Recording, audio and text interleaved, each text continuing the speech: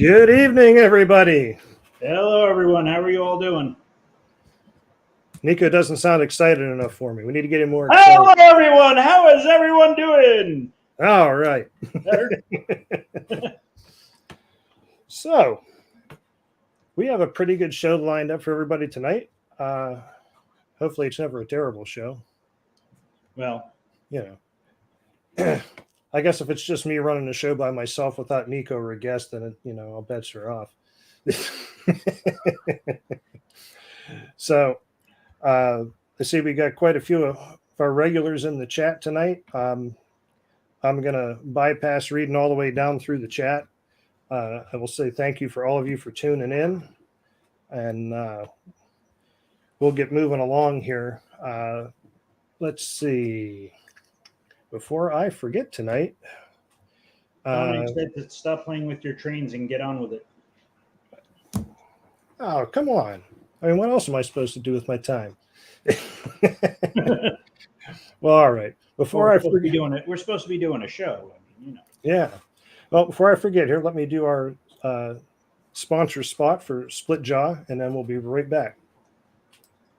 The following episode of Large Scale Live is brought to you by Split Jaw, makers of quality metal products for the G-scale modeling world.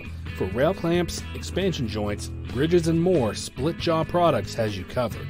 For more information, visit their website at www.railclamp.com. And thinking about that, Split Jaw told us that they had an announcement that we could share today. Did they not, Nico? They did. We just got the message this morning. I'll let you go. You'll let me go? Yes. Well, I believe what David told us was that their turntables that they're selling now, that they're actually going to be introducing a electrified version. And by electrified, I mean for track power. Because the current offering is just for battery, but I guess he's apparently had a pretty good demand for people wanting a track-powered version, so that's going to be coming out at some point. But when we have more info on it, we'll definitely give you an update on it. Awesome. I always wanted a turntable. Yeah, I had a chance to get one, but it was too small for my Malay. So I have one, but it just plays 33s and 45s. Yeah, not the same thing. No 78s? No 78s. Okay. So I have a couple announcements of shows coming up. Not particularly shows, but displays coming up for different clubs. So let's start with the Tidewater Club. So Tidewater Big Train Operators, which Taya is a part of, and I saw her in there in the chat. They are having a display, and it goes on for almost a week, or more than a week, actually. Friday, December 2nd to Saturday, December 10th. Varying times, and if you see on there, if you go to tbtto.org, you can see some the dates and times that the display is open. Moving on to the next club. And if anybody else has any announcements they would like us to make or anything of that nature, please feel free. The Pocono Mountain Garden Railway Society is part of the German Marketplace, which occurs at the Sussex County Fairgrounds, December 2nd, Friday, December 2nd to Sunday, December 4th. Club that was a little dear to my heart. I started it many moons ago, but now it's I've moved on. And Berger, who's also in the chat, is the chief capitan. And you can see there the information is at GermanChristmasMarketNewJersey.com. And the last one is the Pocono Mountain Garden Railway Society holiday trains, Saturday, December 17th to Sunday, December 18th at Camp Jefferson. That is in Jefferson, New Jersey, obviously. Again, if anybody else has any info that they would like us to post or put online, you said, Andrew, that you have it online on large scale trains, right? Yeah, and actually, I have a couple of things to add to that. Okay. Let's see here. Oh, did you miss something? I was going to say the East Coast show, but I don't know if you were going to cover that. Yeah, I'll get to that in 1 second. Okay. Let's see here. Actually, I can probably bring that up now. I just got to get the right site up there. So, as we mentioned on the last show, the dates for the East Coast show had been revised. They were going to be, what, 1 weekend sooner, I think? Correct. And that ended up being Easter weekend. Yeah. Oh, yeah. I forgot that was Easter weekend. So, yeah. So, the East Coast show is still taking place. That's going to be Friday, April 14th and Saturday, April 15th. Correct. Their website's pretty easy. It's eclsts.com if you'd like to go there and look for some further info on that. There is, let's see, where's it at? Tell your local vendors if, the more vendors that are there, the more clubs that are there, the show will continue to grow back to what it used to be. That's very true. It can't get bigger without attendance. Right. Without attendance, without vendors, without the clubs, people got to get back into it. So make the show big, make the show what it once was. I always hear people, I wish they would go back to York, or I wish they would do the Timonium again. They're putting a lot of money out of their pocket for these shows. And, without it, they can't pay for all that space to have, 5 vendors and 2 clubs. So very good point. It's kind of on us to get it back to where it was. I'll get off my soapbox now. Oh, I thought you were just naturally that short. I was kidding. You are. Now, I see Nicholas mentioning here in the chat. I'll mention this, but I do not have any info to show on it yet. All I've heard is word of mouth on it for the most part. The end of April, I forget the exact dates again, but I'm getting there. Hold on.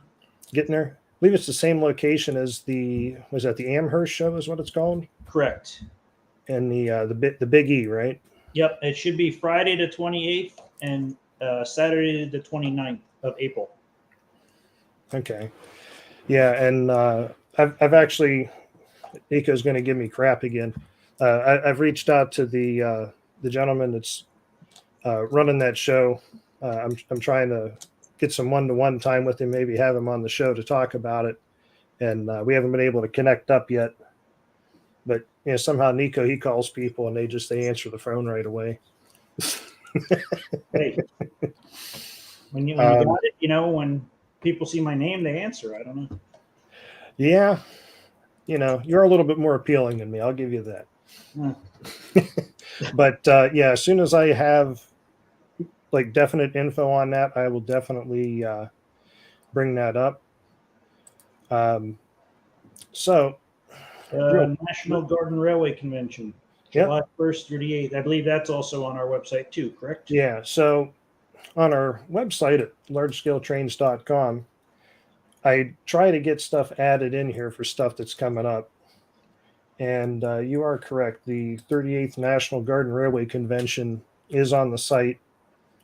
Now, all the stuff that's on here, I try to have an official link that if you click it, it'll take you to the actual site for it, which you didn't see it because it opened in a new tab. But when I click that link, it's taking me over to the actual official site for that. This way, if they change a date or anything, it's on them, not us. Yeah. Like I want to put the info out there, but obviously I can't be 100% on top of if things change. But yeah, there's the 38th National Garden Railway Convention that's coming up July 1st and 8th. That's Santa Clara, California. And then I got kind of out of order there. And I believe I think we both know him, Craig Weaver. He was always at the East Coast show that would set up like the circus train and that. Yep, and then he also did the military. He had the wagons, and then he would cover it with camouflage, and then it was a military. Yeah, I believe he's involved in this. I don't know to what extent. America on Wheels, yep. Yeah, and that's November 25th to the 31st. And I think there's actually several. Yeah, I'm looking at the notes I have here at the bottom. There's obviously the G scale setup, but there's also O and HO scales in there. I know bad words on our show. Uh, but again, like I said, if you want to go to the website, there's an official link there to go to their site to get more info on it. Northeast Ohio large scale show. Yeah, I didn't mention that because they don't have everything officially together yet. They're still working a few things out, but stay tuned. Once I have the info on that, I'll be adding that to the website. I believe they're shooting for the end of May for that. I could be wrong. Just be careful when you're driving home from that show. That's all I'm going to say. Oh, maybe just drive like a 2.5 ton truck and you'll be all right. Yep. Let's see, what else did I have on your course? You already mentioned the German Christmas market, I believe, Nico. Yep, we got that. And then the only other thing I don't think I mentioned the BTO. I did. You did? Okay. The BTO or the Tidewater BTO? No, this is the actual, I shouldn't say the actual. This is the big train operators club, like the national thing. Right. This is their actual convention that they're going to have in Bird in Hand, PA. It's going to be June 18th to the 24th. I plan on being there. I already made my reservations for it. Important thing to note, you do have to be a member of the club to attend, but they're a pretty great club. Their annual dues aren't bad, and they're always looking for new members. Is that so is that like an official show, or is it just is it a display, or is it a show with vendors? Their convention, let's see, where's their website at? I can touch on that real quick. I didn't know if you knew. Sorry. Well, I do, but as usual, I don't want to misspeak on something. Why would it stop you now? This is true. Why start something new, I guess, right? Yes.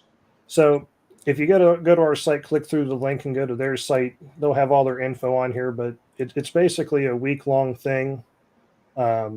They have different activities set up as far as, I believe they're going to, the Pennsylvania or the Railway Museum of Pennsylvania, probably the Strasburg Museum or Railroad rather.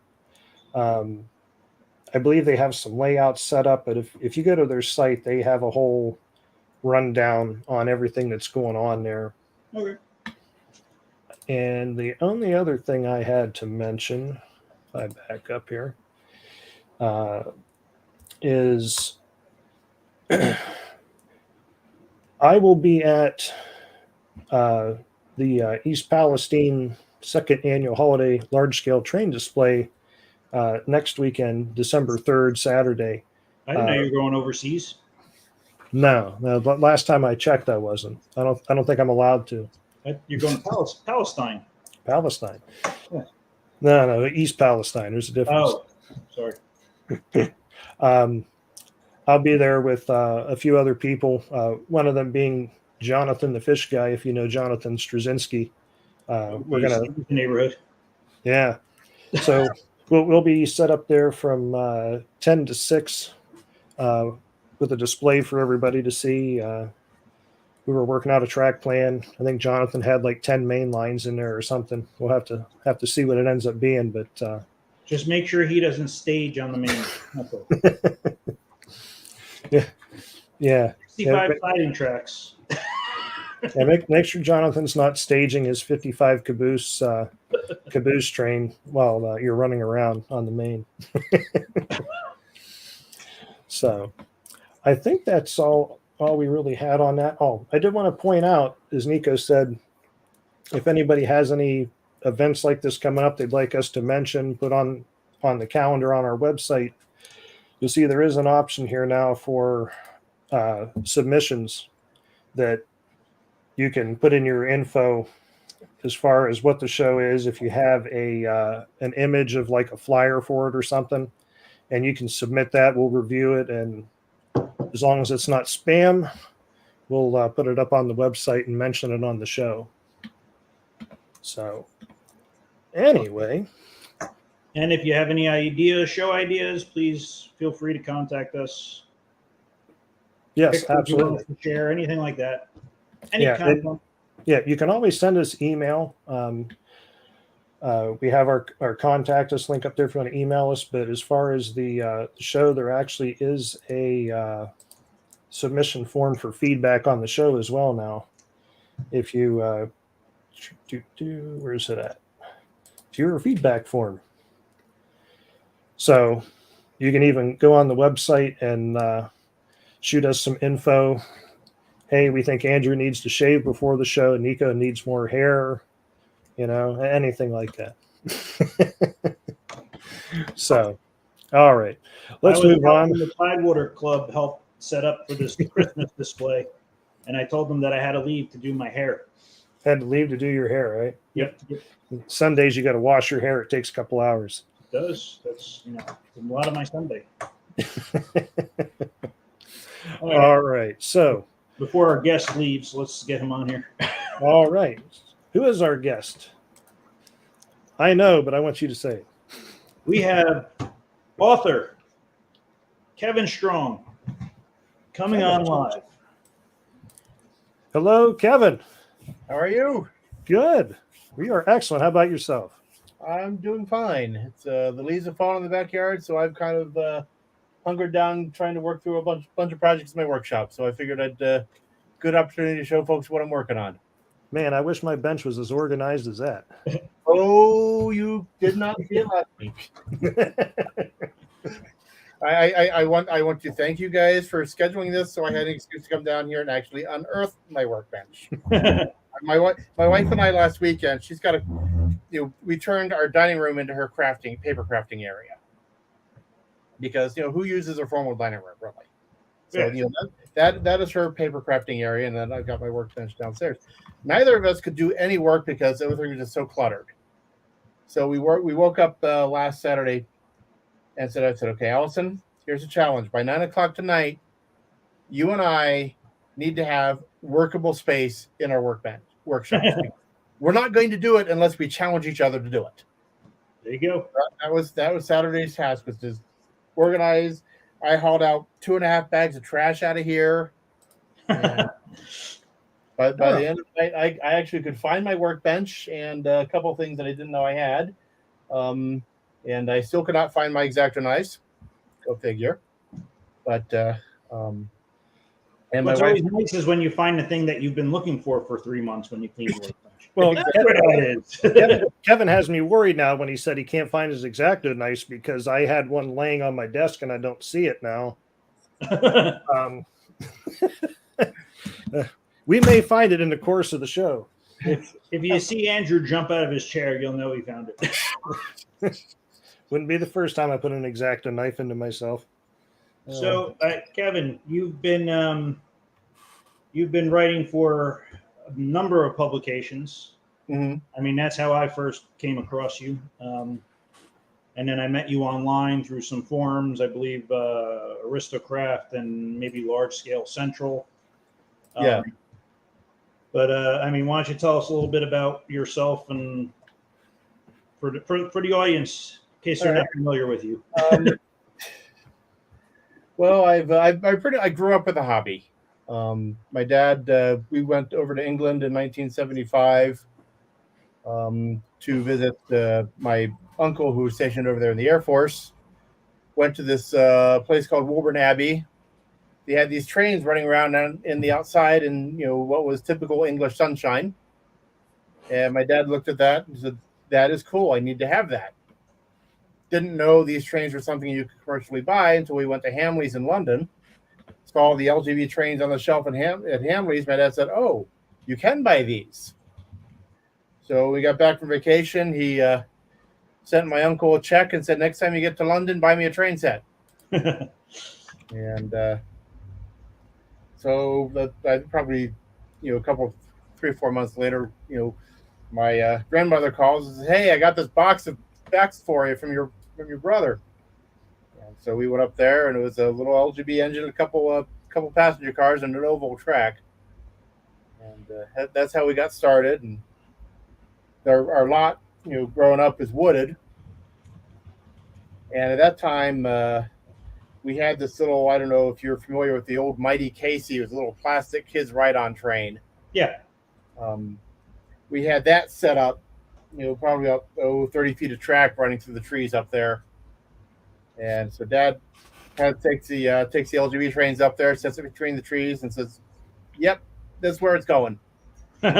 Pulled out the Mighty Casey stuff because at that point, both my sister and I were too big to ride it anyway. And so we started building the Woodland Railway, and that was 1980, and It is still running. Dad passed away 6 years ago, but my mom's keeping it going. And we have operating sessions every pretty much May through October. And I forget which Saturday of the month it is, but one Saturday of the month we have an operating session. So if you're in the Maryland, D.C. area, drop me a note, and we'll get you hooked up and let you know when the dates are for that. But yeah, we still go up there, and I go up there in the spring, early on, just to do pre-season maintenance. We've replaced most of the switches. My dad hand laid all the switches, but they're 30 and 40 years old, so they run their course. We replaced most of them with the LGB, the wide radius. They're like 10-foot, whatever it is. 1800s. Yeah. Yeah. We're using a lot of those now, and so things are pretty reliable right now. And our next thing is we've been replacing all the ties, all the plastic ties. Did I freeze up? No. Okay, I'm froze No. up on the screen, but I'll trust it. You're good. So we're replacing, because the plastic ties have been out there since we started with it's interesting. We started with creosoted redwood ties, hand laid track. Wow. And so we built these things, these panels of 8-foot long panels of track, redwood ties, silicone and creosote when you can still get creosote, for a couple weeks, and then we'd spike the rails to them. Those are still going strong. 40 years later, they're is running as good as well, not quite as good. The ties are a little bit decayed, but it's still, everything's engaged, everything's pretty strong. Even the LGB plastic ties we've had to start replacing after we started with them, and about 35 years ago with the plastic ties once they came available. And started with the LGB. We also do some Kalamazoo, and just plastic ties outside with the UV. Eventually, they're just going to get brittle and break. Yeah.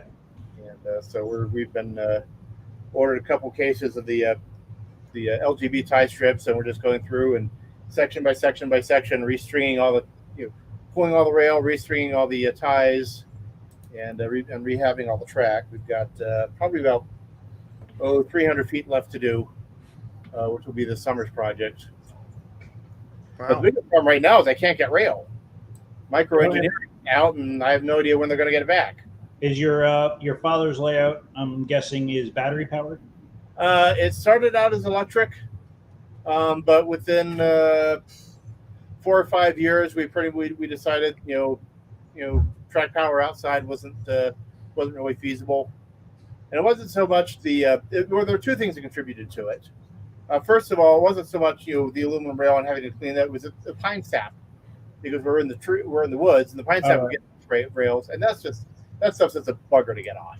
Right. But what really clinched it was, at the time, we were using the old Pacific Fastmail sound systems for sounds in our trains.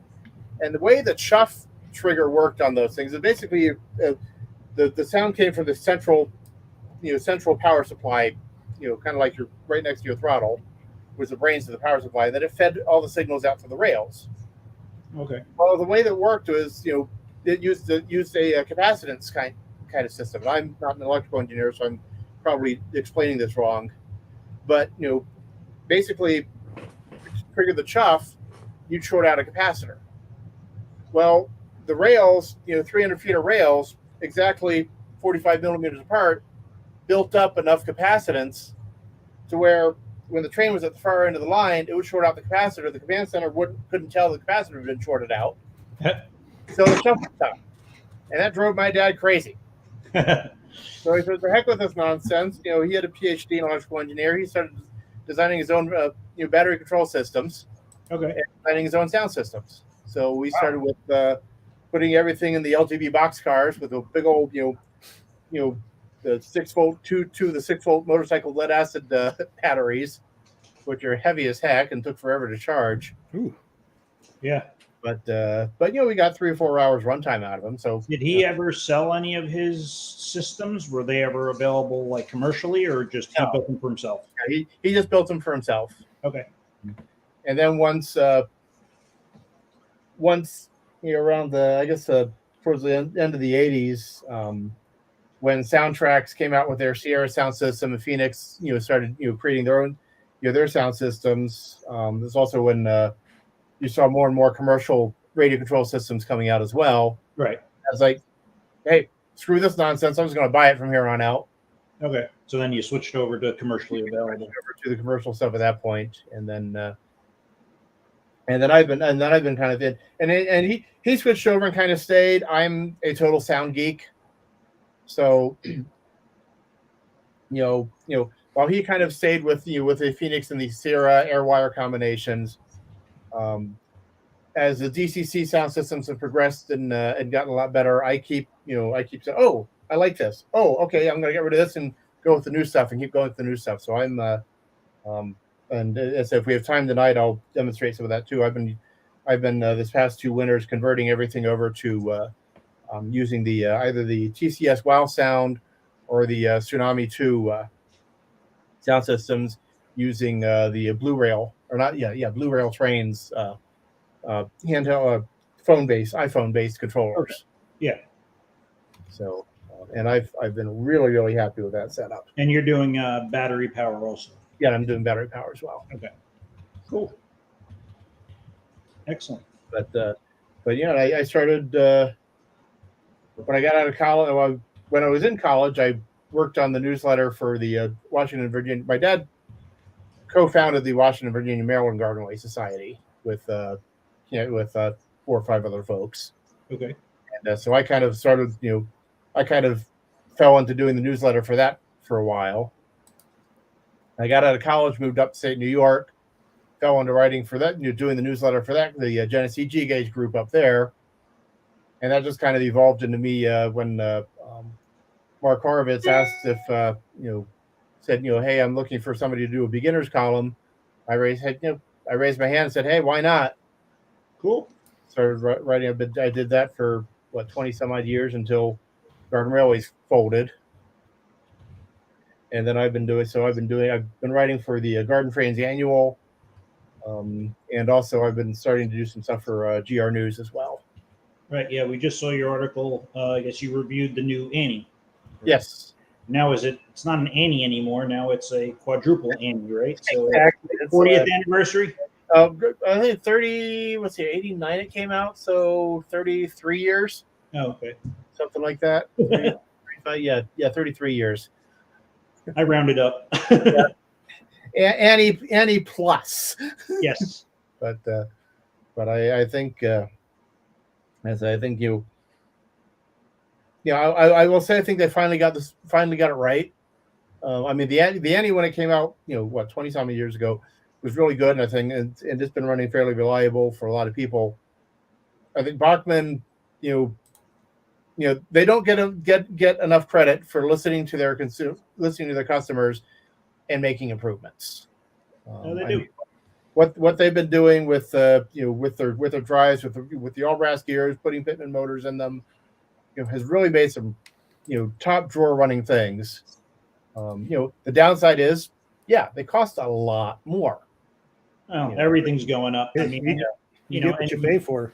Yeah, but yeah, I'd say I've got the the C19. I think is arguably one of the best commercial models ever built. I've got hundreds of hours on that thing on my railroad in the backyard, and it just runs flawlessly. That's awesome. So, I I only have a Shea and a Climax Mm-hmm. from Bachman, and then I'll get a -9 when they come out. Obviously. Yeah. Yeah. Well, I kind of fell into Bachman because when Bachman first got into the 1 to 20 stuff, they did promotional videos to go with all their engines. Mhm. Well, they filmed those on my dad's railroad. Oh, really? Yeah. So so the deal was, Dad said, okay, you can use my railroad. I want an engine. So that was a payment. Oh, that works. So so that's how I that's how I really started my collection was the engines Bachman would send him for in payment for in exchange for using his railroad to film, ended up on my shelf. Okay, I'm not gonna argue. So We have a question. Somebody, Manimal had asked, "Have you ever tried RailPro?" I have run RailPro. A friend of mine brought his over to the operating session on my dad's railroad. I'm impressed with it. I have not worked with it personally. Okay. That's one of those things that's been on my list. It was a while back. I was talking to Don Sweet. He was interested in having me do some installs for him and said, "Yeah, hey, send me something I can get my feet wet with." And that's as far as it went. Yeah. Yeah. I mean, to me, I look at them as price points. Each one has a different price point and different amount of accessories that comes at that price point.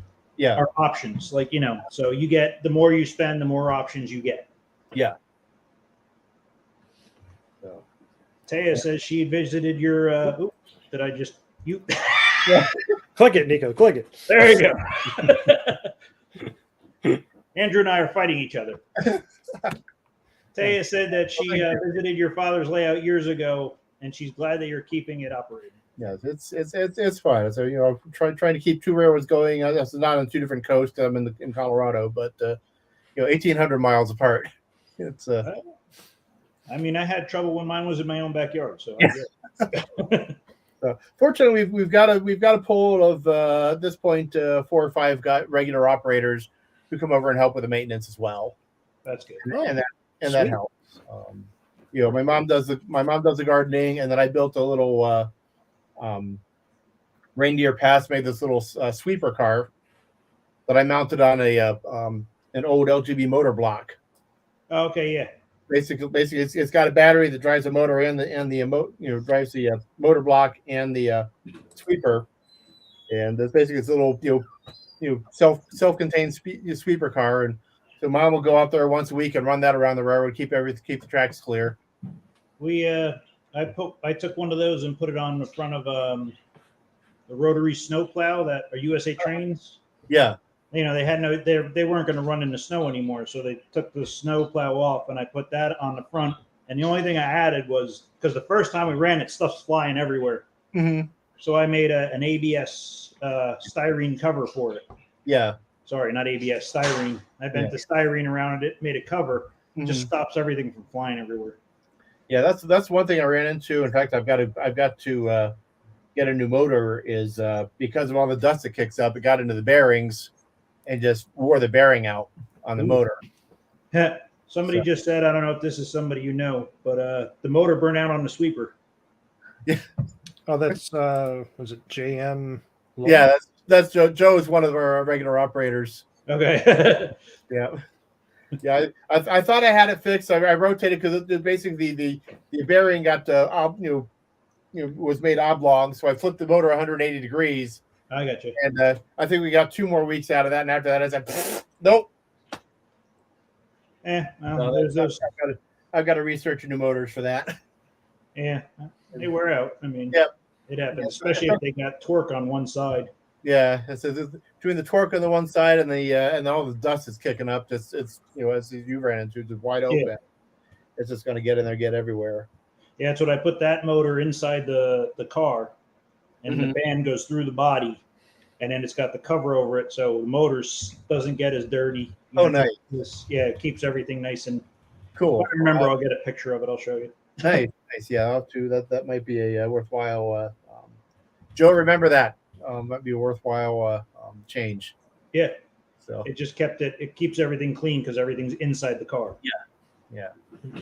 So Yeah, I did want to mention, Kevin, I read through your article in the GR News that you did on that locomotive, and I got to say that was a very well done article. I loved the photos and everything that were in there. And without seeing that, I would have probably never given that locomotive a second thought because I still have stuck in my mind, what the older versions of it were like. And that's pretty impressive, all the work that they've put into that over the years to get it to where it's at. Yeah. So Keep having more detail and more options and Yeah. So thank you for writing that article. That was a wonderful piece. No problem. Yeah, I hope to do more of those. And the nice thing with the GR News is I'm not quite as limited on space as I was in Garden Railways, so I can go into a little more depth, certainly with a lot more photos too, and just go into a little more depth about with things. Yeah, I never really thought about that. I guess with a digital publication, I mean, what's another digital page? Yeah, exactly. Although interesting, they're teaming up with a on-demand publisher now, so you can actually order a hard copy of GR. Oh, really? Yes. Oh, that's cool. There's a lot of people out there that are old school. They like that paper feel in their hands. Hey, and it's not bad. Carl Convention, they're looking at around a price point between $8 and $10 per issue. Which just about what Garden Railways. I think cover price in Garden Railways was like $7 or $8 by the time it folded out. Another thing, what 20 no, it was $30 the last subscription I did, I think, for 1 year. Yeah, for what ended up being 30 pages per magazine. I called it a pamphlet. I got my Garden Railways pamphlet. Exactly. That's and I just I knew it's one of those things where the handwriting was on the wall, and and I'm surprised they didn't just pull the plug when they let Mark go. I'm surprised they kept it going. But it wasn't the same. It wasn't the same publication after that, and my only gripe is it came suddenly. I mean, I had just talked to my editors about long-term, my next 3 or 4 articles that I was going to write, emailing back and forth. Okay, this is kind of my plan. Oh, that sounds great. Wonderful. And the next day I get an email from them. Nope, never mind. We're done. It's like, what about the one I just sent you? Well, we'll do that one online digitally. But, and they stopped publishing my book's out of print now. Yeah. Curiously, it is still on their website that you can download as a PDF for free. I don't get it. I remember seeing you post something about that in one of the groups on Facebook. Yeah. I literally tripped over it while searching for some stuff on Facebook. It's like, oh, there's one of my pictures. I clicked on it and came up this PDF. It's like, wait a minute. I just downloaded a PDF of my book from Kalmbach's website. Yeah. Okay. And you don't have any say in that, right? They own... I don't have any say in it, but hey, they're not making money off of it. I'm not making money off of it. What the heck? So, Garden Railroad News. We have a question here. Okay. Garden Railroad News is what is it? Whitewater Publications or the Garden Railway News is. It's basically it's independent. It started with a consortium of modelers primarily on the West Coast who just wanted to get some form of digital magazine going again in the wake of Garden Railways. So that's not. So they were asking if that's the same people as Garden Railways magazine, but it's not. No. And then the Garden Trains Annual is produced by White River Publications. Right. Yeah. Okay. That's the one I was thinking of. Yeah, and then. And interesting is, the day that I found out Garden Railways folded, I had this in the back of my mind. It's like, I wonder if White River would be interested in doing an annual because they do the L130 and the HO130 annuals. It would be kind of a natural progression for them. I get home that night. There's a email from the editor of the L130 annual saying, "Kevin, give me a call. I got an idea." I was like, gee, let me guess. You're thinking about doing an annual? He says, yeah. So like, I'm on board. At least we're getting some publications. Yeah. It's better than nothing. It's not a total vacuum. And I say, and the GR News, I think I don't know how many views they're getting, but and on top of that, they're starting to get more independent, or it's not independent, but they started out pretty much calling club newsletters for articles. Yeah. Yeah, so everyone basically sends them their club newsletters. It's like, okay, this article. So, now they're going out and seeking out more independent content. Oh, good. Like my review, and I think the lead article, the garden article, their lead article for the railroad was also an independent, original content is a better word. So I don't know.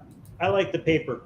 Call Yeah. me old school, but I still look at my Garden Railways magazines from the 90s and when they were thick and Yeah. But you got to remember also look at all the manufacturers that were around back then and all the suppliers. I mean, St. Albans gone. Nicholas Smith was huge in the G scale. They don't do anything anymore. Watts used to have a couple pages. Mm-hmm. Yeah. So, Well, I think I think the biggest thing that in terms of the advertising was, you used to have St. Albans, Train World, and all those guys. They take out 6 and 8 page ads. yeah. When you get to the internet now, everyone's got their websites. They need one page that says come to our website. Right. They don't have to worry about because the problem with the ads, they were produced 6-8 months in advance. Right. The prices were the price, they couldn't really price anything. So it was always this kind of this crapshoot. Okay, I'm going to put out here for this price. Hopefully, I can sell it for that. But with the once they got their websites up and running, one page, come to our website. It's updated constantly with stock and current prices. Well, I imagine too when they dialed back to what, like, was it like 4 issues a year or something like that at the end? Yeah, which I imagine that'd make it even harder if you send your stuff in to get it published, and then you got that 4-month window before the next one comes out.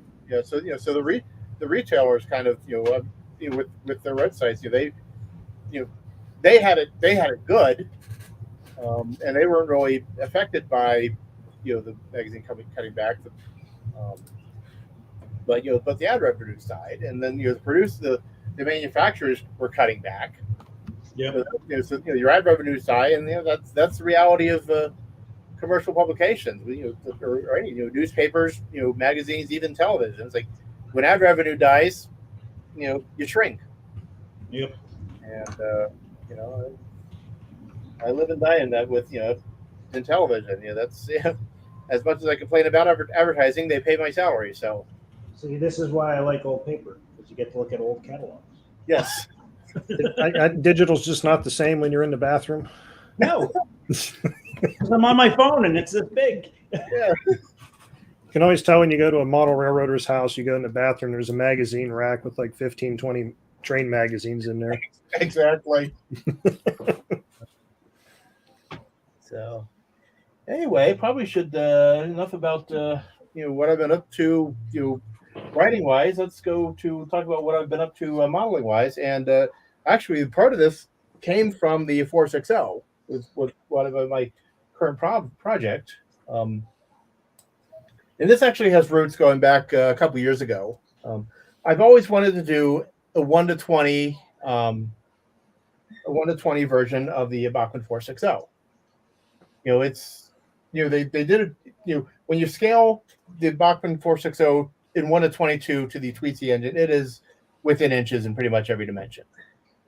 But it's just you put it in with the 1-to-20. Certainly, like the Bachmann consolidation, the C19 and the K27, it looks a little smaller.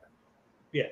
So it's like I always wanted to do one of those things in proper 1-to-20, and it did. A guy out in the West Coast contacted me when I was he said, hey, if you want to do one, I'll send you one if you wouldn't mind. Just I'll pay you if you do it for me. It's like, yeah, why not? At least I'll scratch that itch.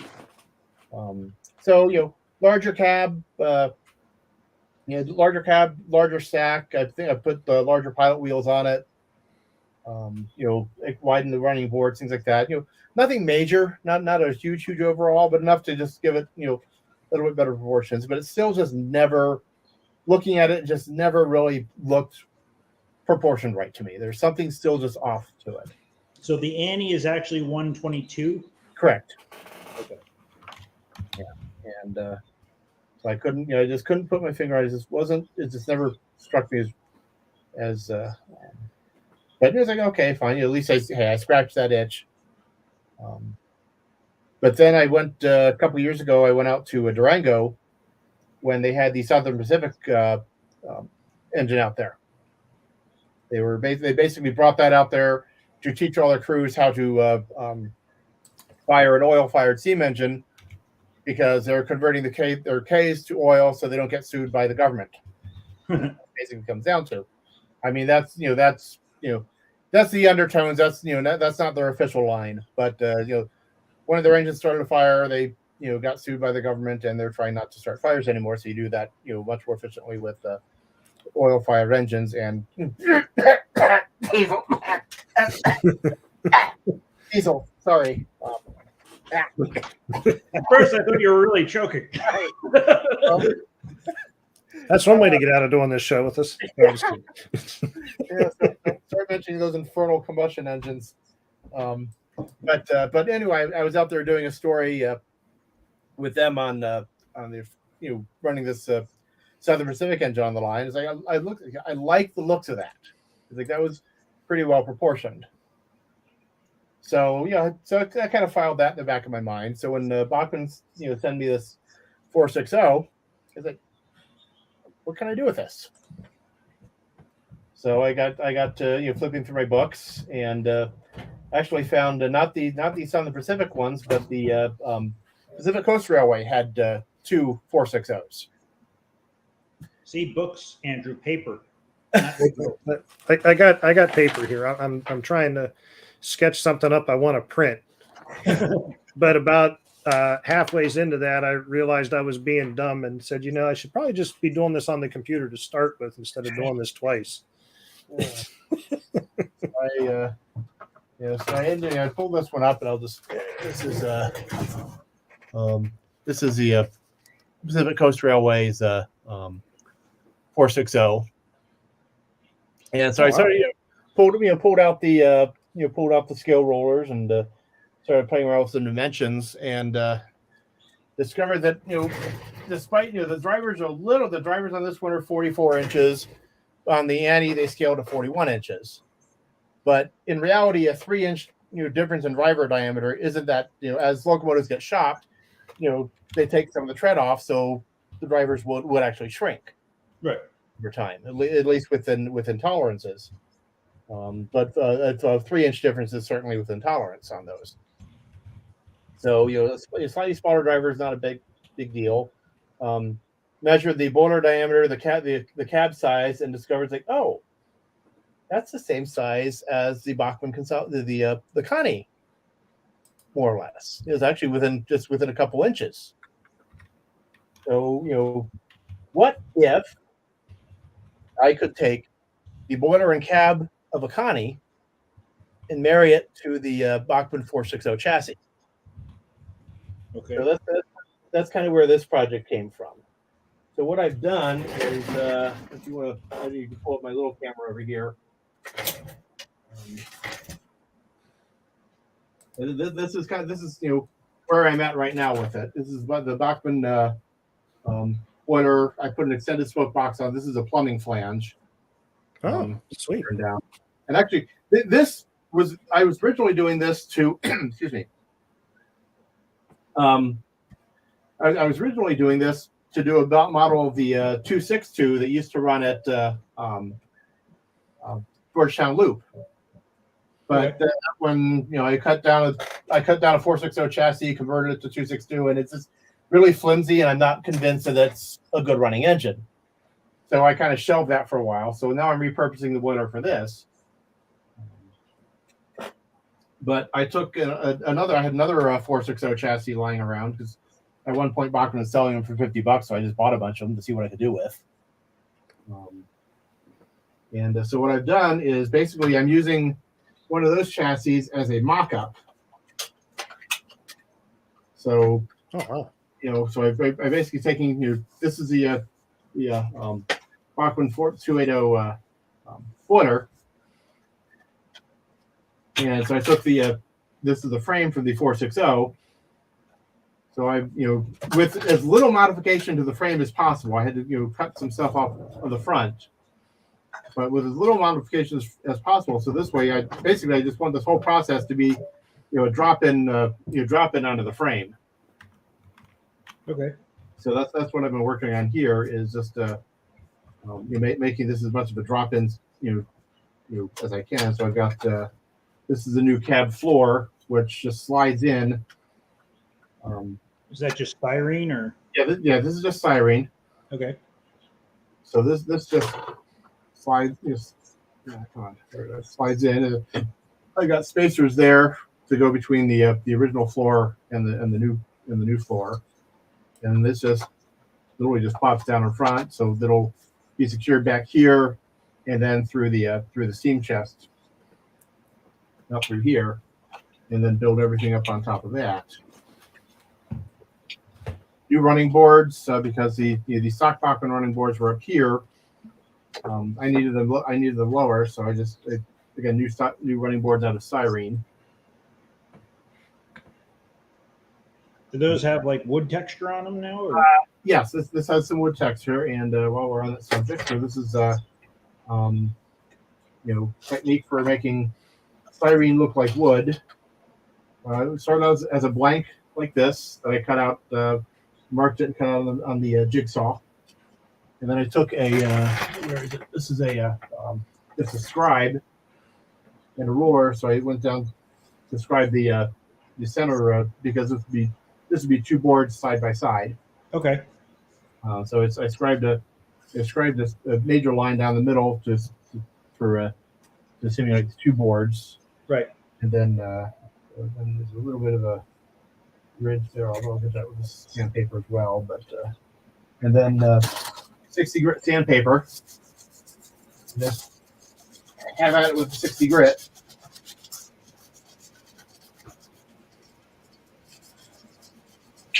And that just gives it the grain look.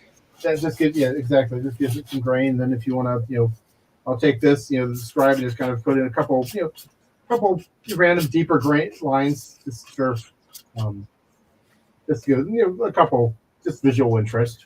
Right. And then if you got areas, something you can go in here. You can also, if you want to do like if you want to be really creative, you could do like a knot hole or something like that if you wanted to. But is anyone really going to see that? Probably not. But yeah, and then so then that'll be. And then when you paint that, it looks just like wood. Exactly, and I'll have and that's another thing I'm going to demonstrate is how I paint wood to plastic tools like wood. We got plenty of time. We got an hour. So. Yeah, I've done the saw blade trick where you drag the saw blade sideways. Yeah.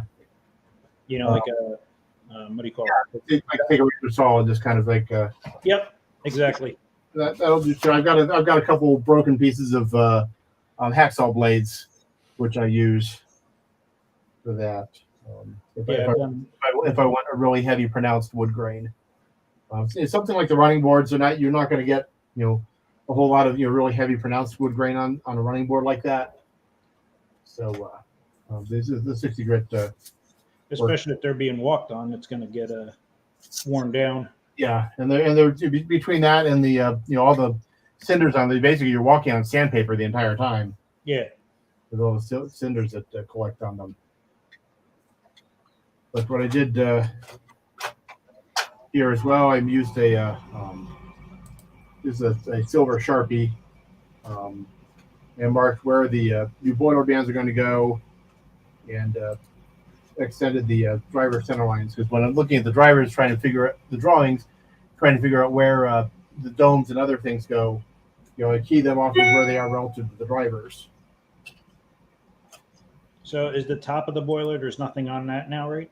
This is the nice thing about the consolidation is, all the domes are standalone. You can take them off and move them wherever you need to. Oh, okay. Yeah. I wish the K27 was like that because I've got a project I want to do for that, but it means I have to actually cut the domes off of the boiler, and it's turning into a bigger project than I want to deal with. So I don't know if I'm going to do that or just sell K. But with this, you've got two options in terms of giving a smooth boiler jacket. You can fill all the holes in with putty and sand it smooth. But the easier way I like to do it is just to basically rewrap it with thin styrene. And so this is a piece that I've marked. That'll go in the back, and basically what I'll do, take sheets, that'll go from basically under the boiler, from the back to the boiler band here to hide the seam, and then I'll use the sheet to go from here to here. So so this is a sheet that I've cut one side out, and I'll just cut the other side, So do you lose any of the rivet detail, or there's no rivet detail? There is no rivet detail. I actually added, because the firebox extends up to the side, I actually added rivet detail here. Okay. And this is another sheet of, this is a 10 thousandths styrene sheet. And I added the rivet. This is rivets that are punched on a rivet punch. Okay. Yeah, I never even realized they made styrene that thin. You need to get out more. Yeah, that I do.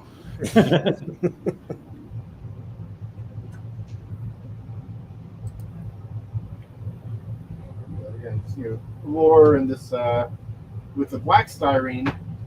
Normally I use white styrene, but for whatever reason the hobby shop had black styrene, so I grabbed that instead. That's the only reason I'm using. No other real reason. But with the black styrene, you can't use pencils. So that's why I'm using the silver metallic marker. So you're gonna paint it all anyway, right? So yeah, so it's not really going to matter. Now, a couple things. First of all, boiler jackets are seldom, on the prototypes, are seldom nice and smooth. So I can attach this, and it's going to look, it's going to look relatively smooth, almost too smooth. So what I do is I'll just take it and it's kind of actually wrinkle it up a little bit. Just give it, because you lay it down, you'll stretch it back out, but you want to just have just a little bit of what's the word of character, is I think is the word. So people would be like worried about that. Oh no, it's creased. I got to make a new one. And here you're folding it up. So and in the past I use this technique with brass sheets too on live Stevensons. I'll use brass sheet and I'll blacken it. And with that, I'll lay the brass sheet on the floor and walk on it, and then blacken it and wrap it. Use that for the boiler wrapper then. So you just glue that? Does that just get glued on now, or? No, actually, because the problem with this, using sheet this thin with the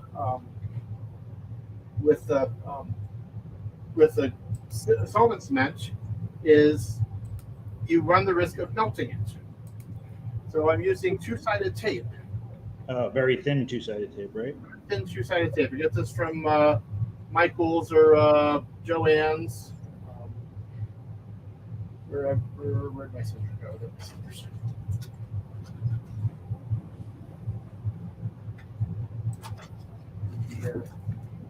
That is the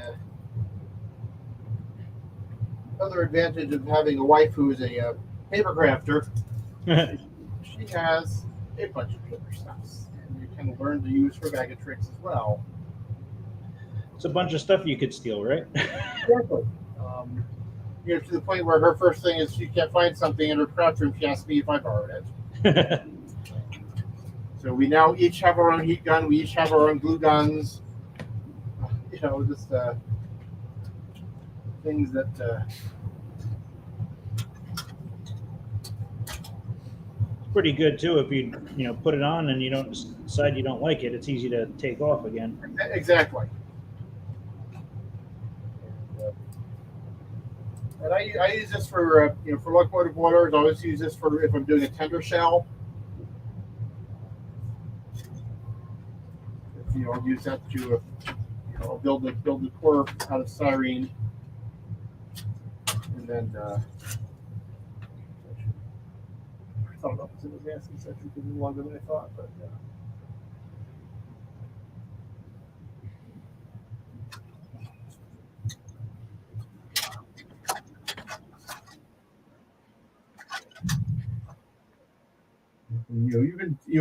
If it sticks over the edge a little bit, it's not the end of the world. It'll. You could always clean it up with an X-Acto knife or something. Right? Exactly.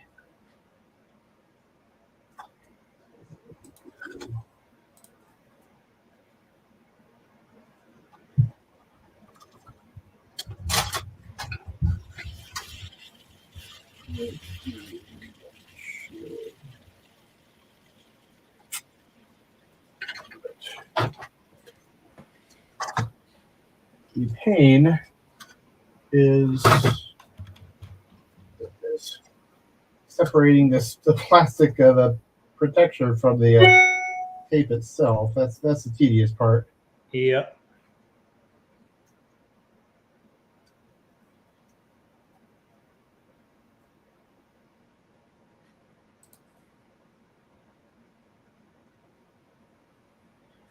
This is usually the time when I replace my X-Acto blades. Yes.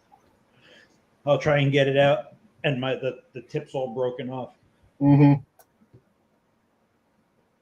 This is the trick is I should probably show people what's going on. I keep forgetting.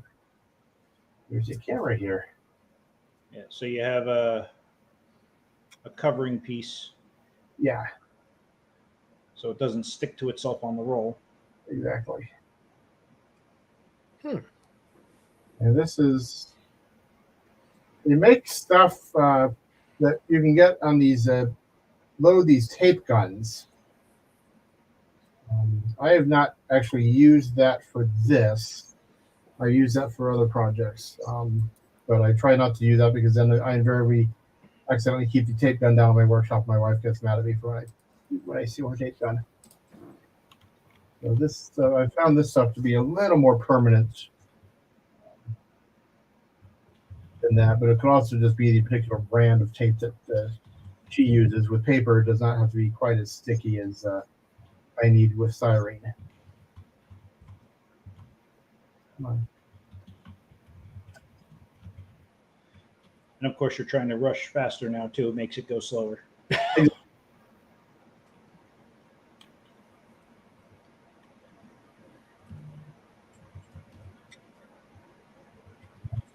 you can also get this is 1/4 inch. You can actually get full sheets of this stuff too. It's called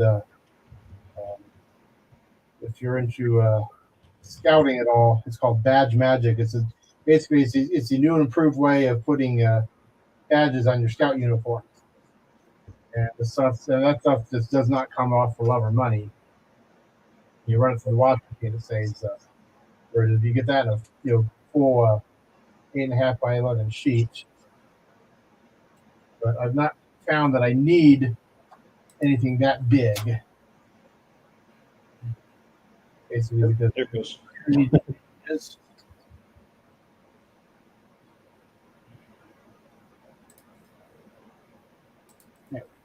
All right. So that's that aspect. So now the trick is just lining up, and the tedious part where you have to be careful to keep everything lined up. I'm going with that, starting with that edge there, wrapping around the back.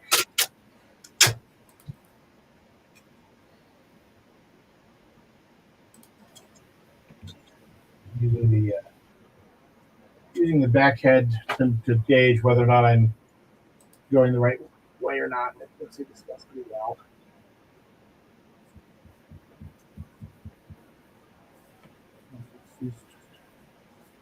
Wrap it around.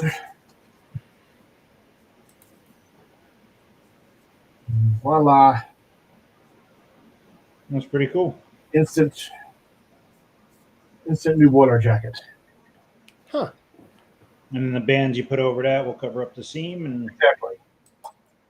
And then so the next piece would be where's my chair? There it is. So the next sheet here, go down to here. So I was going to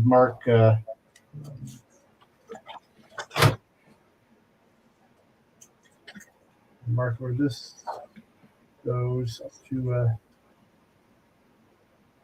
that edge there. So here's my paper cutter. Yes, everybody has one of these in their workshops, right? no. Hey, I have one of those.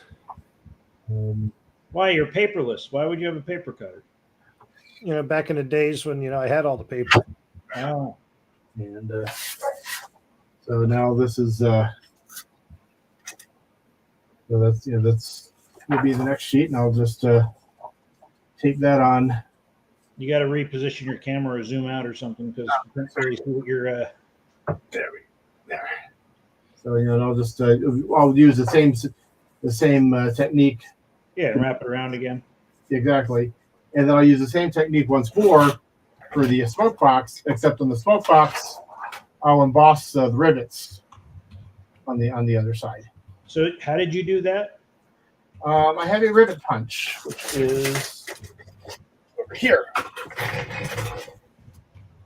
This is Northwest Shortline makes this. It's called the Riveter. I don't know if they still make it or not. Actually, this is a Micromark knockoff that Micromark had to stop selling because Northwest Shortline got mad at them.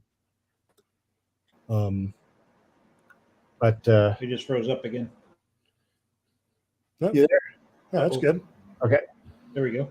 So basically, you've got a punch and a die here, Okay.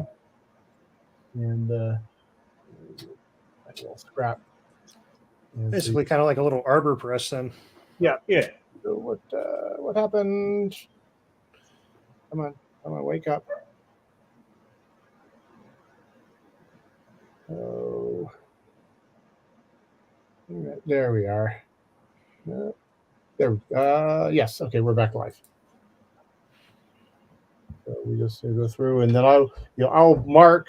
Typically, I'll mark a mark the location of the rivets, and it's also got a knob here that I could tape something down and slide the sheet up and down if I wanted a single row of evenly spaced rivets, like on a tender or something like that.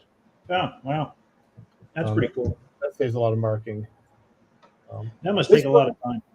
It's tedious, but compared to inserting individual rivets, which I've also done. Oh boy! For a project like this, when I did the my East Broad Top M1, I inserted over 4,000 rivets in the little Hummer, and that was I just subscribed to Disney Plus at that point, so I put on Disney Plus in the workshop, had movies going, and just watched the movie while I mindlessly inserted rivets into small holes. But yeah, I've done a couple of projects with putting. I used nails for rivets. The nail heads. Yeah, and by the time I got done, I was just like, I don't want to do this anymore. So that is, and then here for the cab, I wanted to lower the cab roof just a wee bit because the Bachmann cab sticks up a little bit, so I cut off about a 1/4 inch from the cab. So you cut it off the bottom or off the top of the cab? Top. It originally would sit up like this. Ah, okay. Oh, like this. Yeah. I keep things on camera. I only work in television, so I should know this. So it originally like that, so I just cut a 1/4 inch so the roof sits a lot lower. Oh, nice.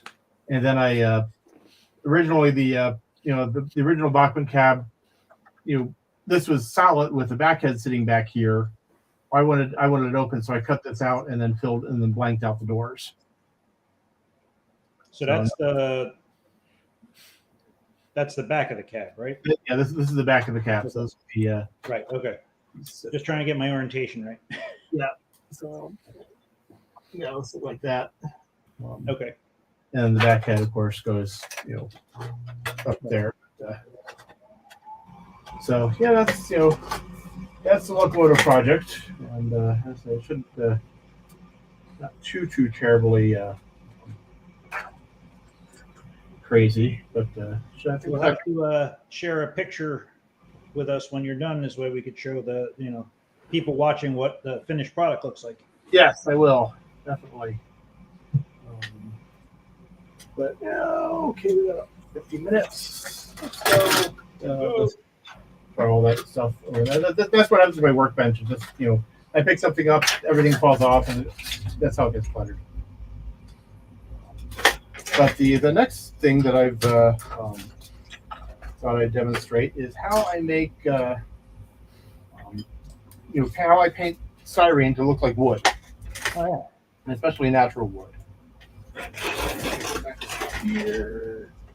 No, Siri, I do not need you. Go away, Siri. Go away. Cancel. Siri. Siri wants to be part of the show too. Apparently. All right. So it's there. And you were talking about cleaning your workshop and finding stuff you didn't realize you had. This is a prime example of I have no idea where this flat car came from. I was cleaning shelves and it was there. I was like, I did not recognize it. I don't know how it got here.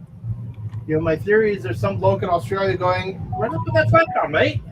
And it's like, so if you're in Australia, you can't find your flat car, here it is. I would like my Exacto Knife back, by the way. So this is a whole. I'm thinking either Heartland or if it's older than that, Kalamazoo flat car. Actually, it was a tank car originally, and pretty basic. Very very basic. That was the biggest. When Kalamazoo first started producing things, that was my biggest gripe with them was they're just not as detailed as the LTV stuff. But they're great fodder. They're great kitbashing fodder. So it took me about 20 minutes to dig these snake pockets out of my my parts bin, glue them on. I used the sandpaper to add some wood grain on here, and this is leftover from another flat car that I rebuilt.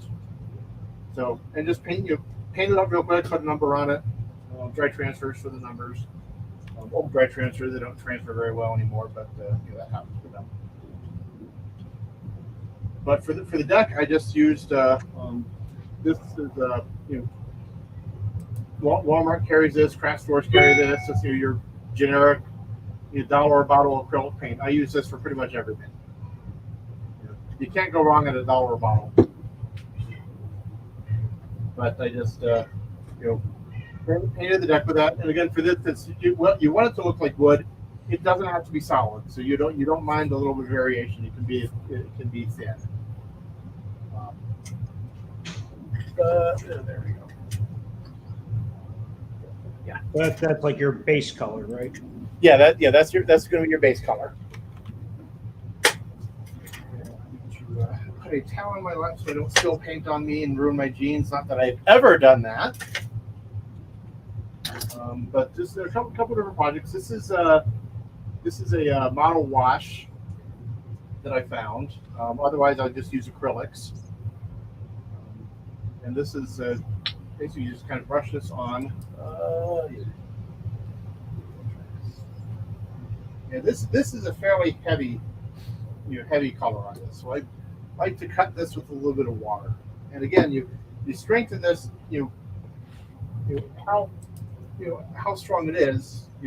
Depends on how much water you add.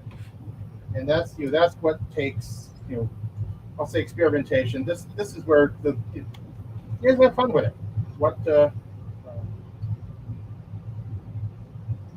And you see it naturally kind of wants to settle into the cracks and some of the grains showing up as well. That's what you kind of want it to do, right? Exactly. Okay.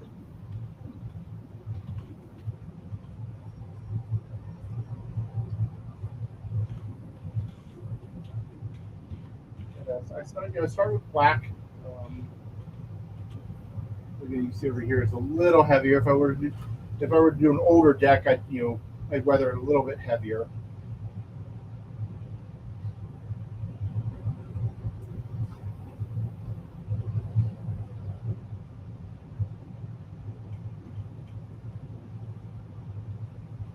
Smooth it out.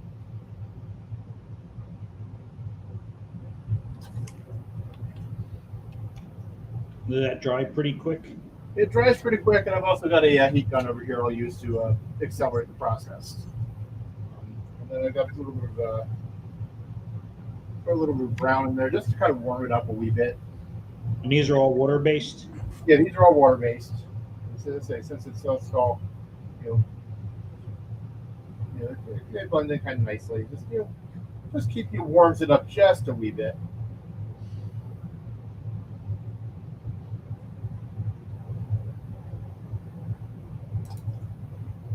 Make sure you get the edges as well. I'm always amazed how much just like a little bit of paint can change how like something looks like a toy Yeah. to how it looks more realistic. Yeah. So.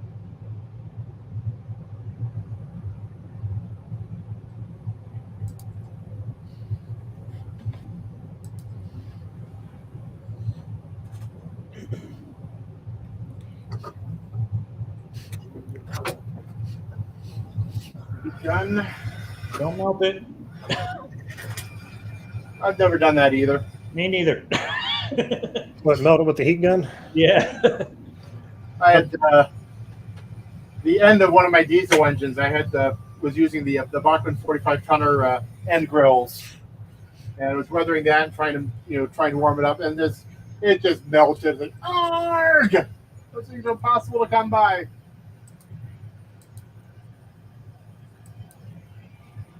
Yeah, you think about something 2 seconds too long or whatever, get Yeah. distracted, and you're like, ah!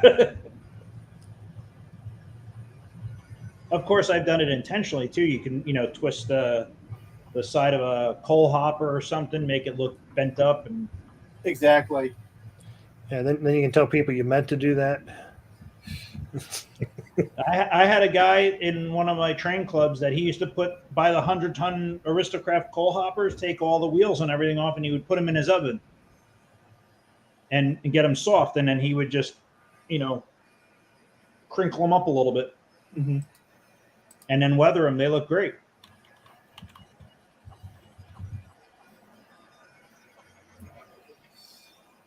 It doesn't take too terribly long. Is that so? It looks like it still's got a little sheen to it, or is that just because it's wet? I think it's just the light reflecting. Okay. It's pretty dull. Yeah. Yeah, I mean, just doing that a little bit, it makes the car look so much less toy-like. Yeah, and then what I'll do too, because we got areas you can go with a pencil, a sharper pencil than this is, but this is a watercolor pencil, and the cool thing with watercolor pencils is they work wet or dry. So, I can't say I ever heard of a watercolor pencil. So dip. There we go. Dip in water. Then you can kind of go in here and just. That's because you're not artistic, Andrew. Oh, there's no doubt in my mind that I'm not artistic. Not at all. Kind of that's a little too much right there. Again, just nice thing of everything being watercolor, water based is too much. You can just keep going and Thin it out a little bit. exactly.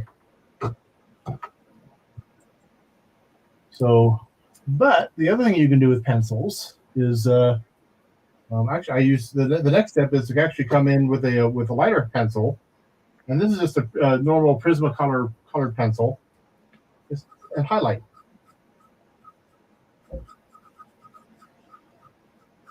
Yeah, I've kind of done that with like dry brushing. Yeah, and this is I found this to be a lot more controllable than dry brushing. Okay. just because you're not having to figure out, okay, how much paint do I have on the brush?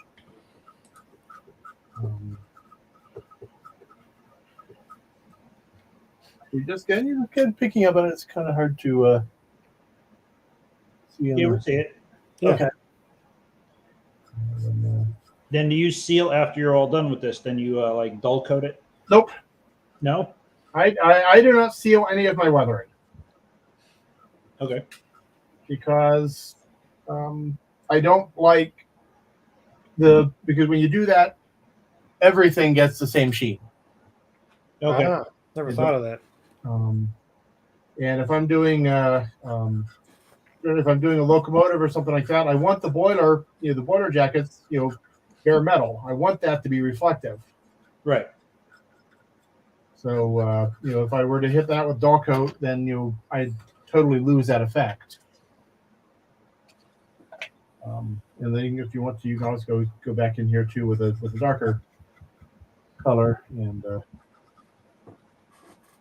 stains and things like that.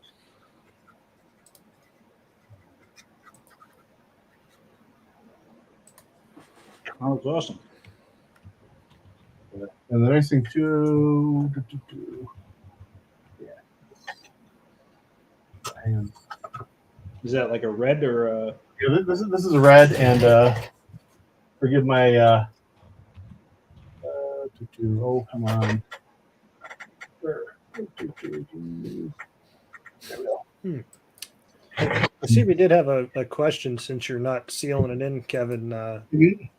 Chuck was asking if it only holds up for so long outside, like does the weathering eventually wear off, or? It does. That's why, especially if you're running the rain a lot, the powders will eventually wash off. But 15, 20 minutes, you can reapply the powders and you're good to go again. Okay. And I'll bring invariably stuff breaks off the cars anyway, just from running in that environment. So once a year I'm going over each car anyway. So Okay. And if you enjoy weathering, you get to do it all over again. Now it's got me having envisionments of like having a working car wash on your layout, so you can actually clean them and then dirty them again. Do you want to, while he's doing that, do you want to announce the giveaway and start that going? We can do that. I was just waiting for a good place. I didn't want to derail what Kevin was doing there. We do giveaways, Kevin, I'm sure. So yes, we're giving away dinner with Kevin. He's buying. No, I'm kidding. Let me find my. You just have to fly out to Denver. Have to fly out to Denver. Let me get to my page here. Give me one moment.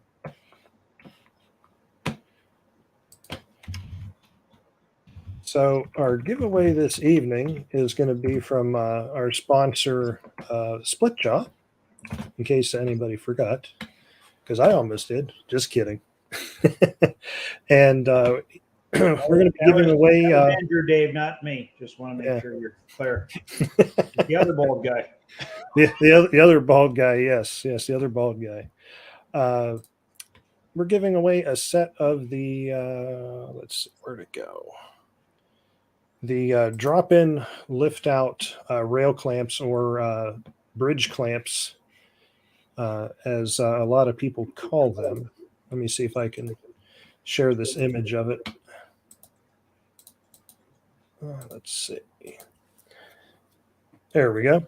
So that will be our giveaway for this evening, is a pair of the bridge clamps that Splitjaw makes, which if you got anything that needs to lift out, they're a really good lifesaver. So I've used them on the, if anybody saw the Pocono Mountain Club bridge at York, the lift up bridge that went straight up and down. That's when the bridge comes down, it locks into those. And I also use those on my last layout. I had lift out sections, a bridge that lifted out so people could walk around the layout. And I also had a track piece that snapped in to go outside the window. So I used it there as well. I never realized you had bridge clamps on that. Yep. So to enter the giveaway, it's real easy. All you have to do is enter hashtag rail clamp, all one word, doesn't have to be capitalized.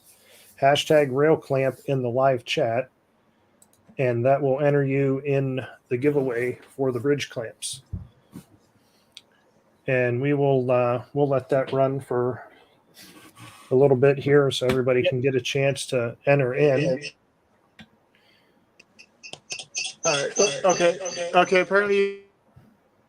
Uh-oh. Oh, Kevin must have had the one mic unmuted. Let me drop this back out. Yep. Let's get Kevin back here. All right. Okay. All right. You got me again? Yep, we got you again. Cool. Who knew turning on my belt sander would kill my computer? Yeah, you know, Yeah. you live and you learn.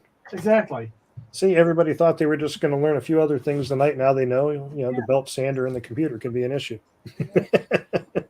Sometimes at work when I make coffee, I shut down the internet. But, hey. Uh, So what I'm doing with I'm using a lighter color pencil, and I can kind of just give a little bit of a fade to the paint. It's kind of hard to see. It's probably use a little bit lighter, but it just gives a little bit of a faded look to the paint. Well, that's coming through or not.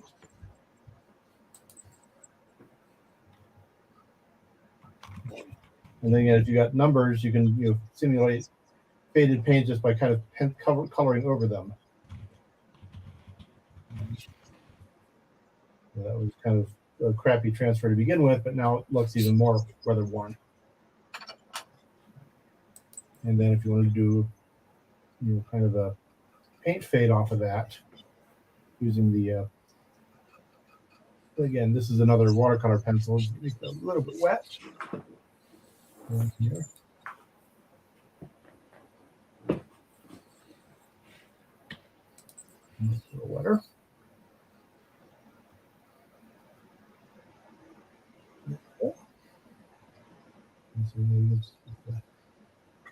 A little paint fading off of the lettering there. All right, what other tricks do I have here? Hand pastels. This way. There we go. These are called pan pastels. Basically, it's like makeup, it's makeup for your train. And we can see if we can find a smaller one, but they come in a variety of colors: whites, blacks, rusts,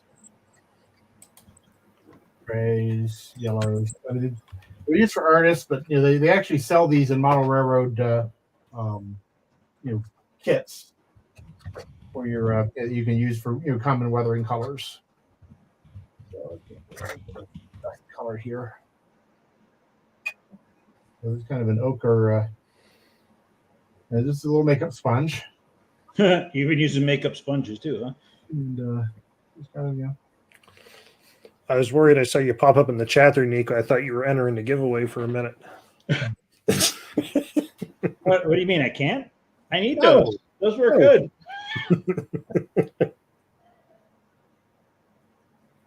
It just gives a little bit of dusting effect. Now the pan pastels are a little more permanent than the powders because they've got a binder kind of built into them. I don't know if Doc Jackson he actually typed out #/rail clamp. You need the pound symbol. Oh, yeah, Doc Jackson. Do the pound symbol, no space, rail clamp. Yeah, so we get a little brown and black dust on the underside. And, that's it. Give it a little bit of a dusting effect. You can use these. Powders work as well. I say these are tend to be a little more permanent than powders because there's a fairly strong binder built into them. So these don't wash off, near as quickly as the powders do. Does your wife know you play with makeup? Yes, she does. She knows a lot. She knows a lot of strange things about me. But then, given all the stuff in her craft room too, we both have our eccentricities. And so You said we have a question from Pine Ridge Railroad. What brand is that weathering powder? this is a the brand is called Pan Pastel, which you could read if I actually had one here. There. There you go. Pastel. Pan Pastel. And where did you get those? I get them at artists at the local art supply store, but you can also order them online. Okay. They sell them in like the brand the natural colors specifically for model railroad and weathering. They've got the kits that they've made up for that. Right. So,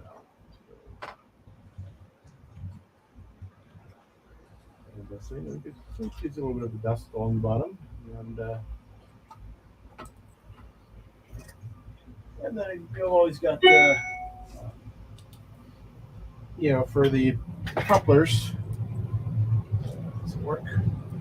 This is whose is this?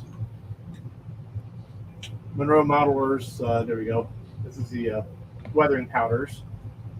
These are like Bragdon's. I think Doc Brown's. I think also makes weathering powders. It's along the same lines. This is basically chalk with a bit of a binder mixed in. And I do that, over the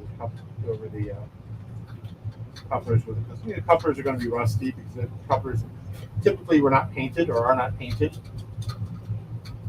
Yeah, they just have that coat of surface rust. Yeah.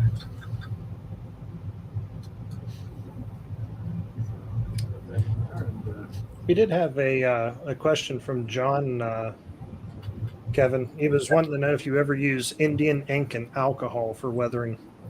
I have never really gotten good at that technique.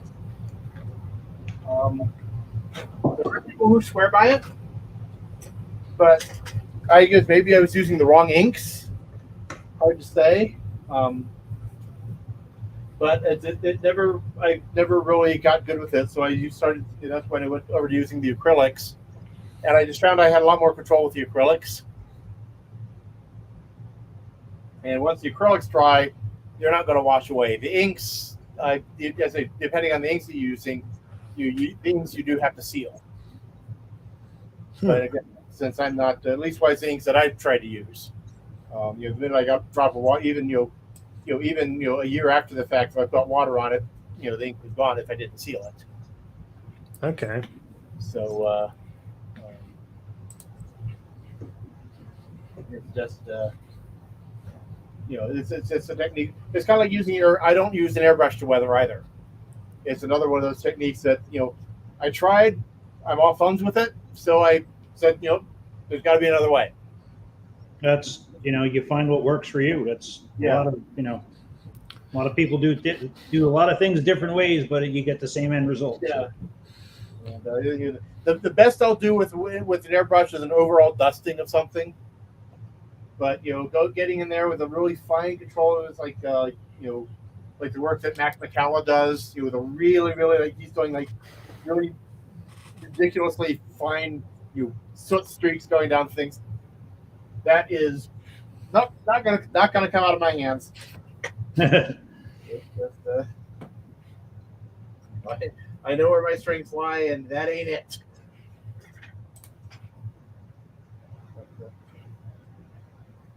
That looks great. I mean, it really looks sharp.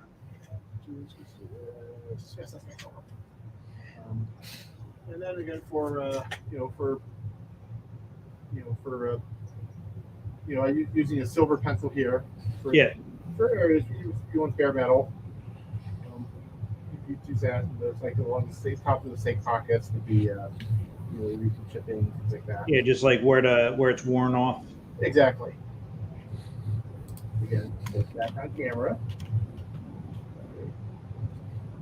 So you just got with the pencils. I have a lot more control even with the pencils than I do with a brush. So again, the steps is kind of that's where you're always going to grab your foot, and this brake wheel is. So this would be really find this would be probably really worn down.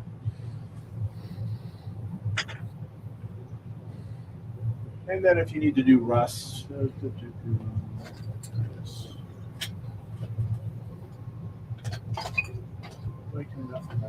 there's my rusty pencil. It's also pretty dull, but yeah. Now, what is that? This is the watercolor pencils. And that's a rust color? Yeah, just a rust color, and I'm just putting that along. Like, I guess that would be like a light rust. Yeah. And so I'm just again dipping the tip in the water and just letting it flow into these little crevices around the fake pockets there. And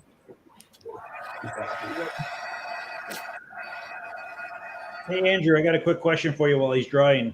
Yeah. If somebody can't get into the chat, what do they got to do? They click the subscribe. Oh, or if they are subscribed and it's giving them some weird pop-up, if you unsubscribe and then resubscribe, it'll fix it.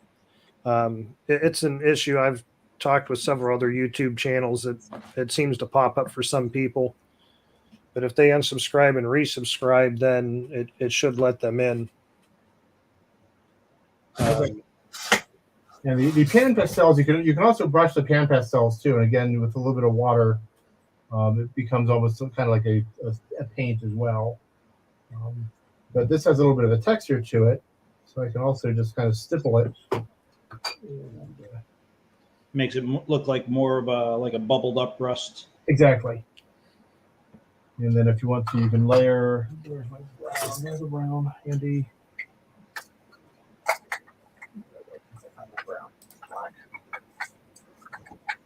You beat me to it, Andrew.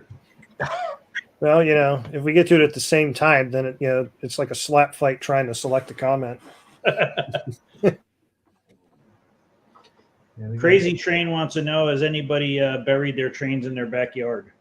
You have to try weathering them. I know lots of people just let them sit out and let the dust naturally accumulate. Yeah, I've seen a few people do that. They just leave them out, but you probably don't want to leave them out in. Well, I guess you could leave them out in direct sunlight, depending on what material they are and how hot the sun gets. The biggest thing, you get the weathered, the paint weathers and fades, but there's a lot of components on the cars that are not meant to be left outside. Like I know springs on the old aristo-craft cars tend to rust away. Yeah, those will rust up. A lot of the screws will too. Yeah, I've seen them where they're completely gone, like rusted completely away. And this is just a brown, kind of a rusty brown powder that I'm using. I use a little bit of water, just dampen the brush, and it helps it stick better. The other thing with the powders is that they stick better to matte surfaces and glossy surfaces. They just have a little more tooth on the matte surfaces. It looks like our submissions for the giveaway have stopped coming in. So whenever you're at a good pause spot there, just let me know, Kevin. Oh yeah, you can go and go and take care of that, and I'll actually go set up really quick for. I'll just show what I'm doing with the sound systems real quick. Okay. And, because that's basically weathering in a nutshell. All right. Well, let's see here. We'll do that.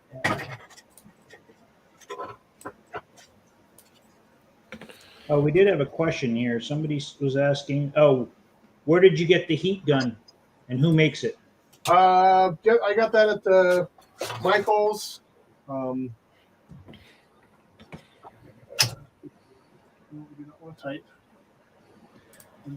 don't know the make? It is it's This one's made by Marvy, Marvy. But if you go to, I think you just go to Michael's and ask for an embossing heat gun. They're all. Micromark sells them as well. They're, I think, between like around $15, $20. Oh, okay.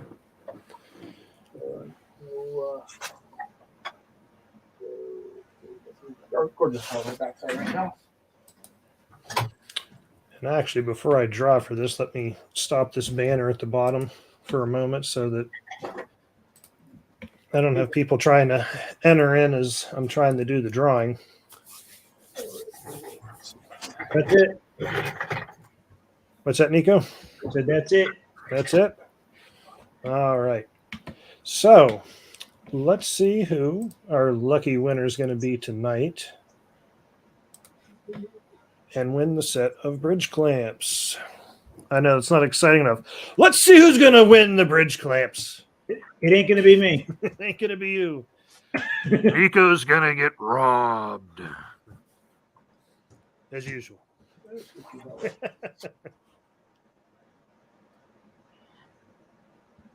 All right. Who's it going to land on? Oh, hey, Chuck Lardy. You are the lucky winner tonight. Those things are getting up there in price too, so that's a good win. Yeah. So all you need to do, Chuck, is send me the money. I'm kidding. Don't send me any money, Chuck. That's a joke. Don't send me anything. You can do one of two things. You can either contact me, since you have my contact info, or you can send an email directly to david@railclamp.com and let him know that you were the winner tonight for the bridge clamps. And if you have any issue getting in touch with him or anything, just let me know. But David's usually pretty responsive to communications. So congratulations again, Chuck.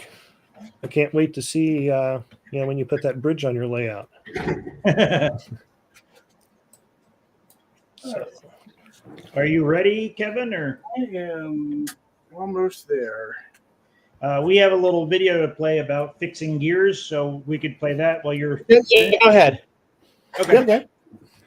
Fixing gears. All right, let's find Nico's video that I edited again for him. I'm just kidding. It's okay, Nico. I can't win. You pick on me all the time. I got to find something to pick on you about. That's okay. It doesn't bother me. So let's see. Where is that video at? So one of the problems people have is cracked gears, and this gives you a way to fix those cracked gears. The engine that I'm repairing in this video is a USA Trains F3. I believe this is actually the B unit that I'm fixing. But basically the sides split, and it shows in the video. It goes through what to look for, how to look for it, and how to see what's going on. So whenever you're ready there, Andrew. Okay. Fire away.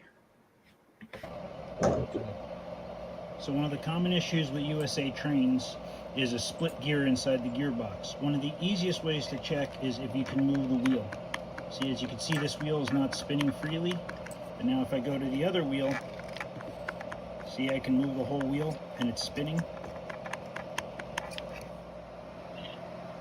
To access the gears, you will need to remove these 4 screws and these 2 screws on each gearbox. Now you can clearly see the split along that gear. So this is what we're going to fix. So we'll also need to remove one of the truck side frames. Just makes it easier to get the wheels in and out. So the first thing you're going to want to do is take off your swing hanger, and then we're going to need to remove 1, 2, and 3 screws. Now that I loosen those screws, I can move the truck's frame out of the side, and I can gently pull it to this side, the truck to one side, and pull the wheel out. And like I said, you can see the crack right there, and the wheels spin inside. This side is also starting to crack, as you can see right here. So You really have nothing going on with this. Both wheels are just spinning. As you can see, this is falling out. So what we're going to do is take a piece of brass tubing and place it over that gear to hold it tight again. So we remove one wheel, we're going to remove the second wheel, and I'll get to the brass tubing next. I buy this brass tubing in lengths. It's a 10mm brass tube, and we're going to cut approximately 1/4 inch strips out of this tube, and that's what we're going to put over the gear. So here you can see I have the 8 cut pieces of that 10mm tubing, and next I'll show you how to get them on the gears. One of the things I like to do is just hit this end with a file, which makes it easier to push the brass sleeve on. So basically I just chuck it up in a drill. It's pretty simple. I just run the file on it, and that just breaks the edge, so when I push the brass bushing on, it goes on nice and easily. So I do that to both sides. You don't need to kill it in the drill, just needs to be snug to hold it, and then just hit it, because what happens is when this cracks, it's flared out, so it's harder to push the bushing on. So by doing this,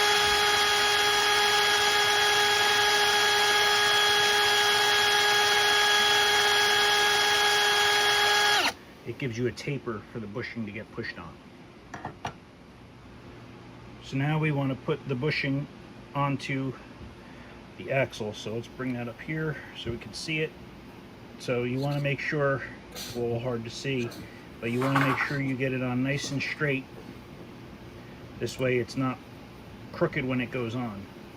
So we want to make sure you start nice and straight and tweak it until you get it pretty straight, and then push it on. Once you get it on pretty decently, then you could just tap it with a hammer until it's seated. It doesn't need to be all the way on, it just needs to be flush with the end. And then you do the other side. So you repeat this procedure to all the gears. See, that's what you don't want to happen. You want to make sure you get it on nice and straight.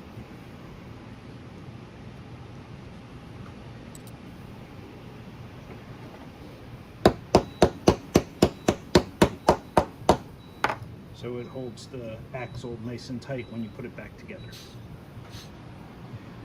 So in order to press the assembly back together, I use a small socket and a vise. So with this vise now I can start pressing, making sure everything is straight. I'll try and give you a good view here. And I can start pressing the one gear in, driving it in nice and slowly and straight. And I press the one axle on. Just get it started, not press all the way in. And then what I'm going to do now is take another socket and put it on the other side. So basically what I'm using the socket for is to protect the pin. So I'll show you the next step. As you can see now, I have the whole assembly in the vise, and now I can carefully, slowly push the other axle in. And as you can see, this side is sliding more. So what I can do, if I have that issue, I could take a pair of needle nose pliers and use the width of it, and now I can control the slide and push the other side in.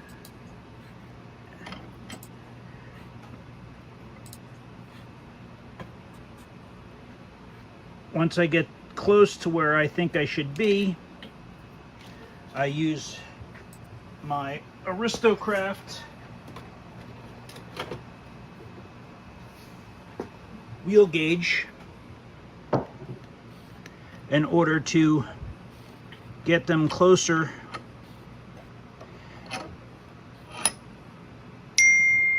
to where they need to be, and so they are in gauge. So we want our minimum and maximum to be right in there, and you can see I have just a little bit of play. Now here's the finished gear. I placed some new grease on it, and I drop it back inside of the gearbox. You need to make sure that these little square bushings fall in. Like I said, we can slide it to one side and get it into one. And these small bushings, let me see if I could zoom in for you here. That bushing there needs to sit square and down. As you can see right now, it is not sitting correctly. So that you need to get those sitting in the proper, seated properly in the housing, where they're sitting flat and in. So this sometimes can be a little bit of a pain because they actually slide into a groove like so.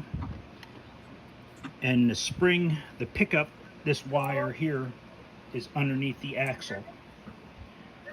So now that gear is back in.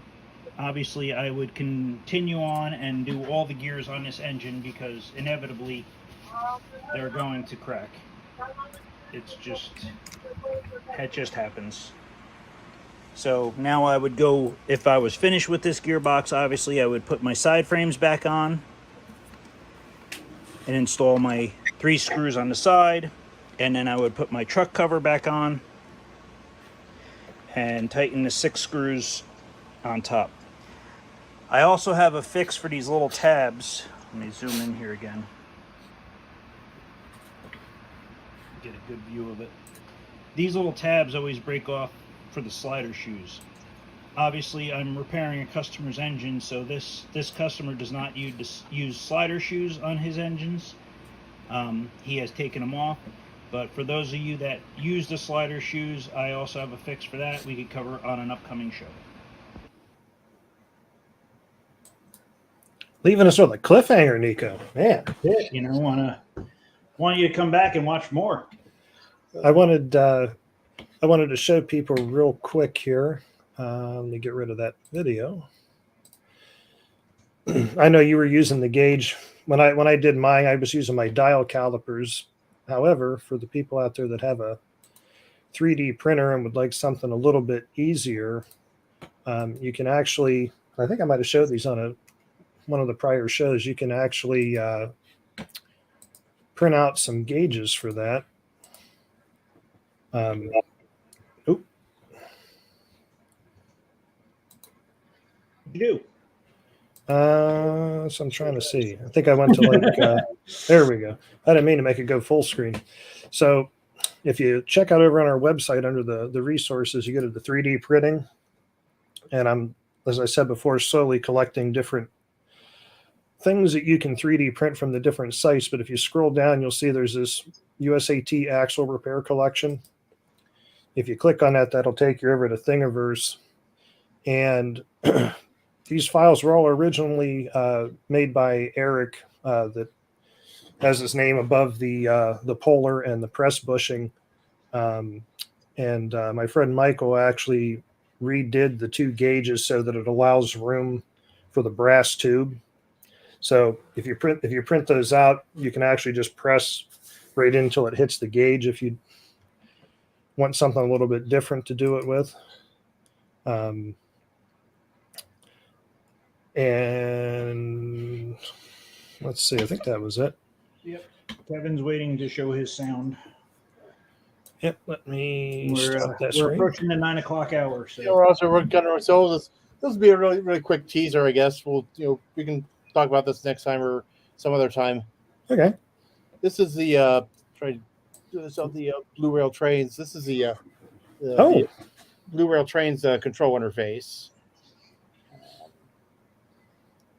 So when you call it up, you get the locomotive, and it's letting you know you're connected.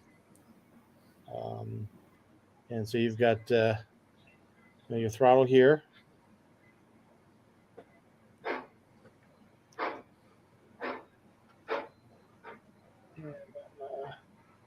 I use prototypical braking on all my engines, so I shut the throttle down. It's still going to run until I slow it down with the brake. Oh, cool. That's a feature of a lot of the newer DCC decoders. And then you've got your bell, whistle, long and short whistles, and direction.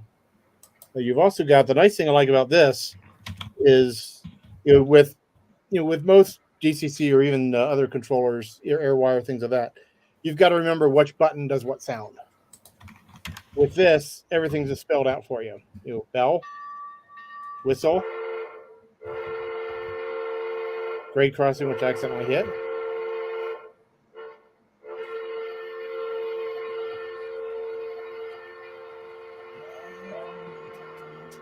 Okay.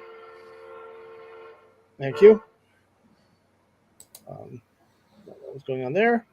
But the other thing I really like about this is when it comes to programming, all your controls for everything you might need to program is spelled out here in plain English. That's what I hate about DCC. It is not in plain English. So for instance, whistle, the whistle select. Okay, which whistle do I want? I can just type in a number and select the whistle. Same with volume. Okay, I need to be louder, mute. I just go in and just sliding it automatically programs it, and Cool.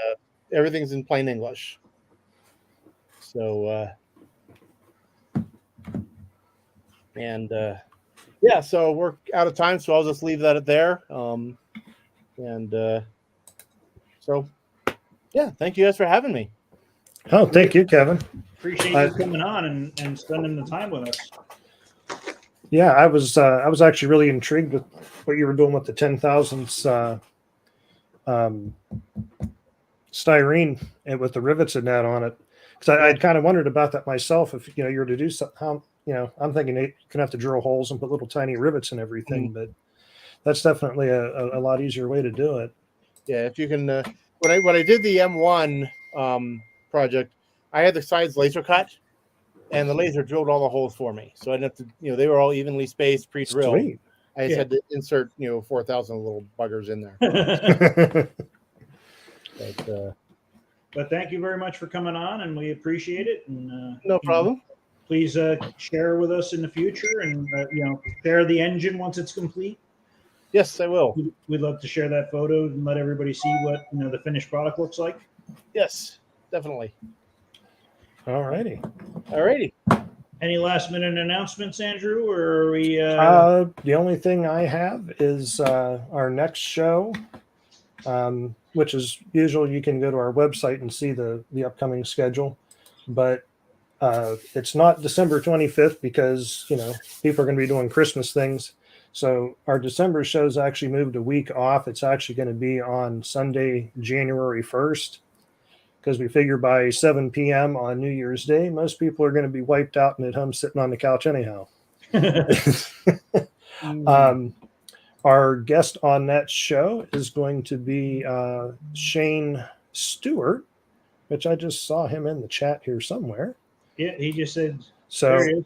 if you've ever checked out his channel, Canadian Railroads, or if you haven't, I suggest you go check it out. You'll see some really neat custom stuff that he's done.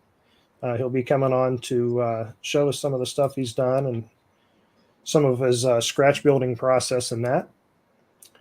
And the only other thing I'll mention is on the next show, we will have a special giveaway.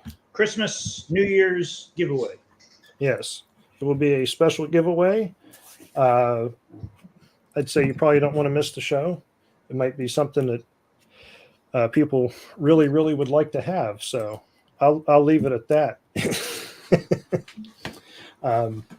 So I'm going to get robbed again. I can see it already. So I shook you down for it already. You just didn't know it. Yeah. So, all right. Well, with that said, I'll wrap it up, and we'll see you all next time. Yep. Thanks for having me. All right. Good night, everyone. Good night.